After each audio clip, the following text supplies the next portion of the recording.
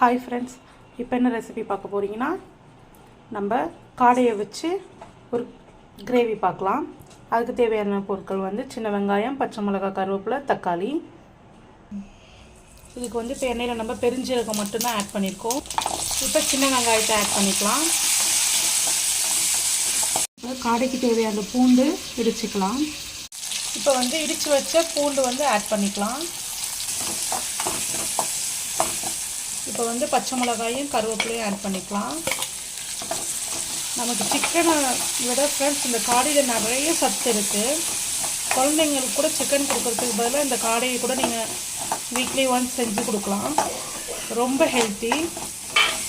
Next தக்காளி add பண்ணிக்கலாம். தக்காளி வதங்கிறதுக்காக சால்ட் ஆட் பண்ணிக்கலாம்.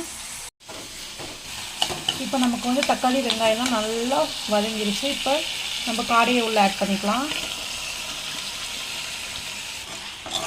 நல்லா மிக்ஸ் பண்ணி விட்டுக்கலாம். உப்பு ஆட் பண்ணிக்கலாம்.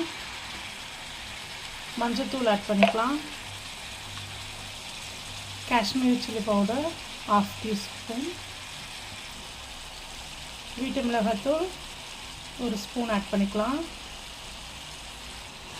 உங்கள் காரத்துக்கு ஏற்ற மாதிரி நீங்கள் இது மிளகாய் தூள் ஆட் பண்ணிக்கலாம். ஆட் பண்ணிவிட்டு நல்லா மிக்ஸ் பண்ணி விட்டுக்கலாம். இப்போ பார்த்தீங்கன்னா ஃப்ரெண்ட்ஸ், காலையிலே நல்லா தண்ணி விட்டு நல்லா மசாலாவோடு நல்லா சேர்ந்துருக்கு. இப்போ நம்ம கொஞ்சம் கூட தண்ணி விடலை. இது இப்படியே நம்ம அப்படியே இந்த தண்ணியெல்லாம் ஃபுல்லாக ட்ரை ஆகிற வரைக்கும் பெரட்டி எடுக்க வேண்டியதுதான். இப்போ பார்த்தீங்கன்னா ஃப்ரெண்ட்ஸ், நல்லா காடை நல்ல ஒரு செமி கிரேவி ரெடி ஆயிடுச்சு.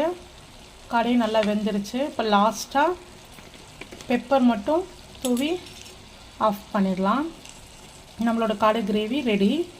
வீட்டில் செஞ்சு பாருங்கள் ஃப்ரெண்ட்ஸ், செம்ம டேஸ்ட்டாக இருக்கும். இந்த சிக்கன் குழம்பை விட இந்த காடை குழம்பு ரொம்ப டேஸ்ட்டாக இருக்கும் ஃப்ரெண்ட்ஸ். வீட்டில் ட்ரை பண்ணி பாருங்கள். பிடிச்சிருந்தால் லைக் பண்ணுங்கள், ஷேர் பண்ணுங்கள், கமெண்ட் பண்ணுங்கள், சப்ஸ்கிரைப் பண்ணுங்கள். Thank you friends.